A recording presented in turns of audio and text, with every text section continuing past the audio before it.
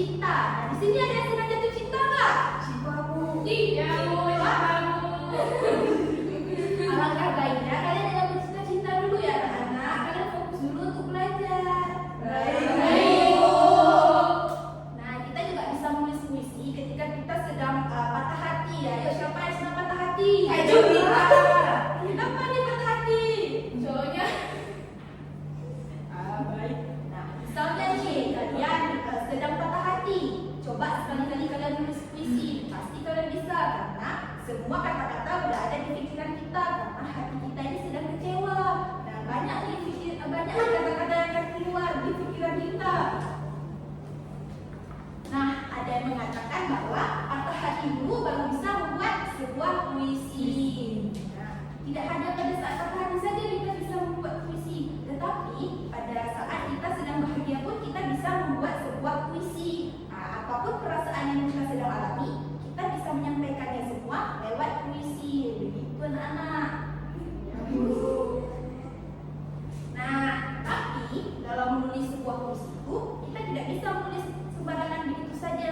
Kita harus mengetahui apa saja unsur-unsur yang ada dalam sebuah puisi agar pesan dan keindahannya dapat tersampaikan dengan baik. Oleh karena itu, penting untuk mengetahui apa saja yang harus ada dalam sebuah puisi. Ada yang tahu nggak apa aja unsur-unsur pembangun puisi? Belum tahu. Oke, nah jadi unsur pembangun puisi itu ada dua. Yang pertama ada unsur fisik dan unsur batin. Nah, unsur fisik adalah bagian luar puisi yang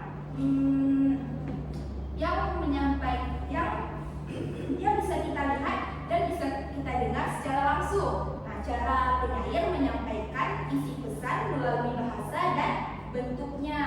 Nah, jadi unsur fisik ini terbagi menjadi 6. Yang pertama ada diksi.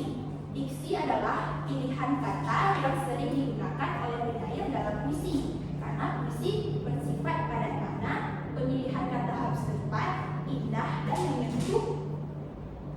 menyentuh hati pembaca.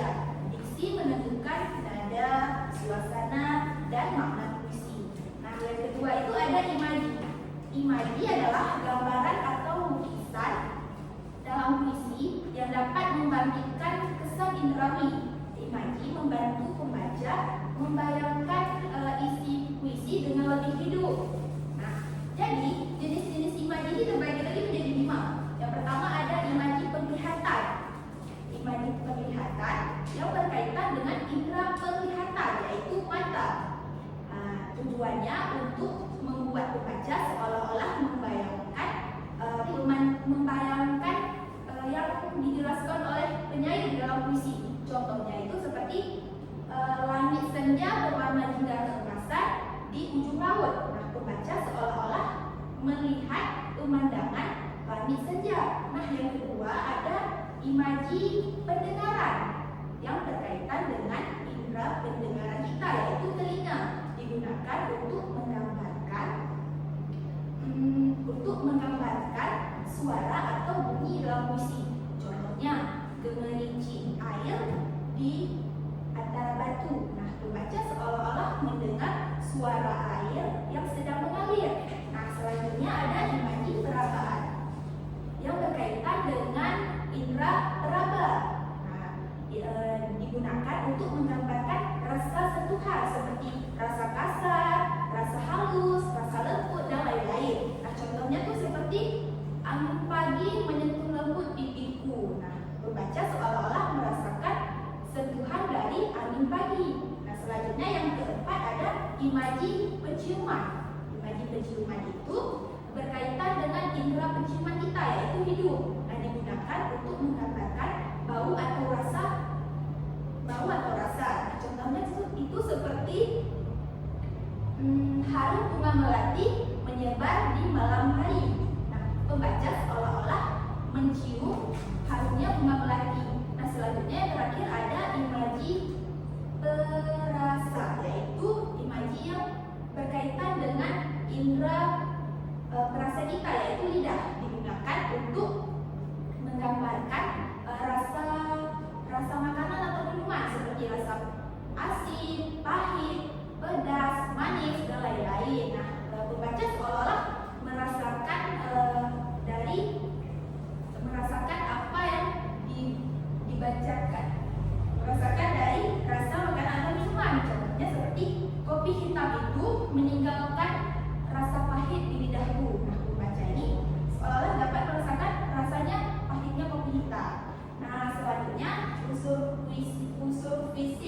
Yang ketiga ada kata konkret. Kata konkret sering dipakai untuk membentuk puisi dan membuat puisi lebih hidup dan nyata. Nah, selanjutnya ada majas. Majas adalah penggunaan bahasa kiasan untuk memperindah dan memperkuat makna dalam puisi. Majas lebih bersifat ekspresif dan berkesan. Nah, selanjutnya ada rima. Rima adalah pengulangan bunyi baik di awal, di tengah maupun di akhir. Nah, rima menciptakan musikalitas, irama, dan keindahan bunyi di dalam puisi. Selanjutnya yang terakhir ada tipografi. Tipografi adalah pengaturan visual kata, huruf maupun baris. Tujuannya untuk menciptakan kesan estetik dan mendukung suasana. Nah, selanjutnya ada unsur pembangun puisi yang kedua nih, ada unsur batin. Nah, unsur batin adalah bagian dalam puisi yaitu makna atau isi perasaan yang ingin disampaikan oleh penyair. Nah, unsur batin terbagi menjadi 4. Yang pertama ada tema, yang kedua ada rasa, yang ketiga ada nada, dan yang keempat ada amanat. Nah, yang pertama tema. Tema adalah gagasan pokok yang diungkapkan oleh penyair dalam puisi. Tema menjadi penentu penyair untuk menentukan diksi di dalam puisi. Contohnya, puisi yang bertemakan kasih sayang seorang ibu kepada anaknya akan memiliki diksi yang berbeda dengan puisi yang bertemakan perjuangan para pahlawan melawan penjajah. Nah, yang kedua itu ada rasa. Rasa adalah ungkapan atau ekspresi penyair kepada sesuatu yang dituangkan di dalam puisi. Pengungkapan rasa dan tema memiliki kaitan erat dengan latar belakang sosial dan psikologi sosial.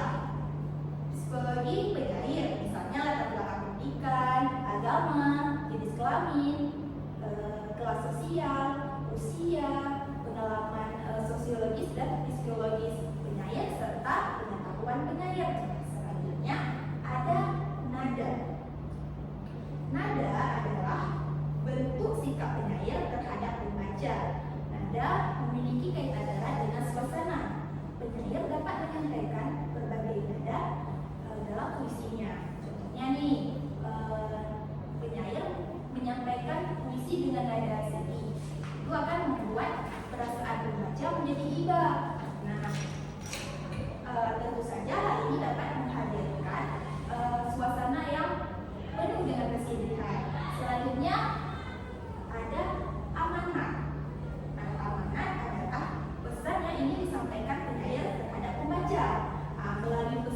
Melalui puisi yang dibaca, pembaca dapat memperoleh amanat secara tersirat maupun tersurat. Nah, apakah kalian sudah paham terkait puisi dan unsur-unsurnya? Sudah tahu. Ada yang ingin ditanyakan? Baik, jika tidak ada yang bertanya, ya anggap kalian sudah paham semua ya. Nah, jadi di sini ibu ada sebuah contoh teks puisi. Nah, coba satu orang bacakan ke depan. Siapa yang mau? Ya, Bu. Nah, silakan ya, Pak.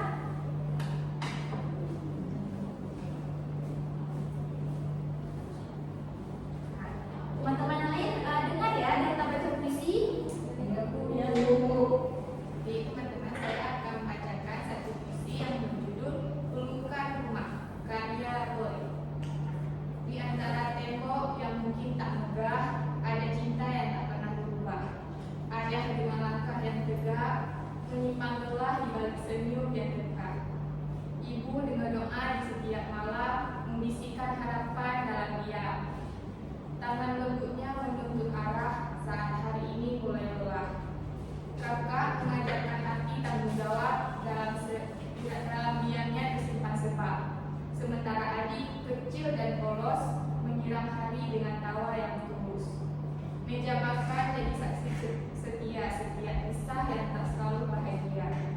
Namun di balik setiap perbedaan tersimpan kasih tanpa batasan. Kadang rumah tak selalu penuh cahaya. Ada ketegaran, ada air mata, tapi di sanalah kita diuji.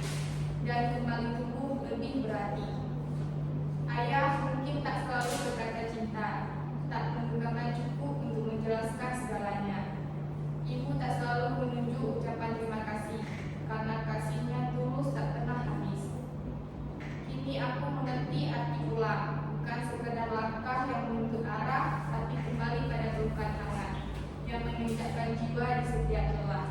Keluarga tempat segalanya